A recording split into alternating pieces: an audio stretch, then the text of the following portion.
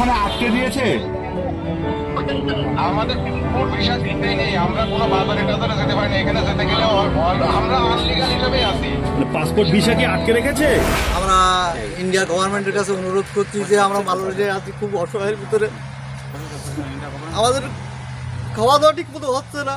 আমাদের নিয়ে এসেছিল এজেন্ট আরাদুল মণ্ডল, বাপের নাম হলো কিতাব আলী মণ্ডল।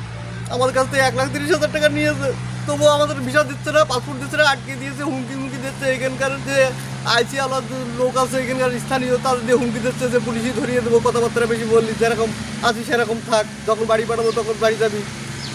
আমরা গভর্নমেন্টের কাছে অনুরোধ করছি যে আমাদের বাড়িতে অতিথি করে নিয়ে যাই। আমরা খাওয়া দাওয়া খুব হচ্ছে না। আমাদের এখানে ইন্ডিয়ান বাংলাদেশি অনেক পুরনো লোক আছে, তারা পয়সা করে দিচ্ছে, তাই আমরা খাচ্ছি। আমাদের খুব অসহায়। আমাদের বনগাঁ থানা প্রশাসন বা সরকার থেকে আমাদের দুর্গত বাড়ি যেতে পারে, আমাদের বাড়ি নিতে আমরা খুব অসহায়। আমাদের খাওয়া দাওয়া হচ্ছে না। আমরা রয়েছি বাগানের ভিতরে, এখানে কিন্তু পুলিশে আসে, মাঝে সাথে ঝামেলা করছে। আমরাও তখন পুলিশ এসে আমরা এখন বাগানের ভিতরে দৌড় মারি।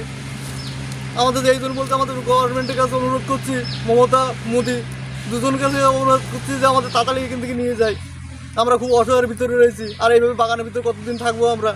আমরা এসেছিলাম বৈধভাবে, অবৈধভাবে আমরা আসিনি। আমাদের এজেন্টে এই অবৈধ করে দিয়েছে।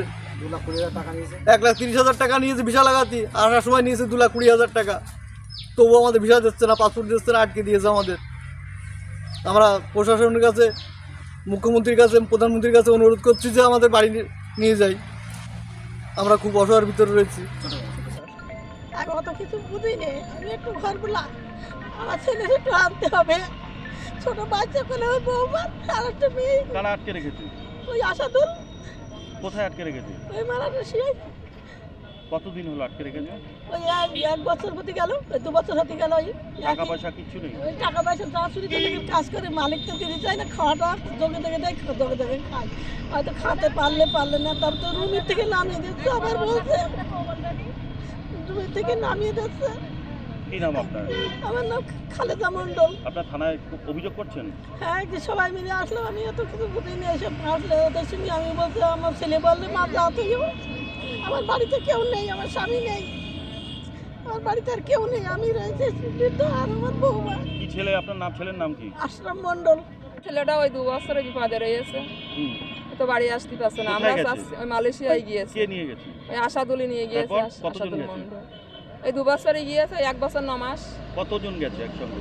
একসাথে ওই আমার হিসেবে তা বলছে এনারা 12 জনেই গিয়েছে। প্রত্যেকের কি অবস্থা? ওই একই অবস্থা। কি অবস্থা? ওই কাজ হচ্ছে না, একই জায়গায় পড়ে রয়েছে।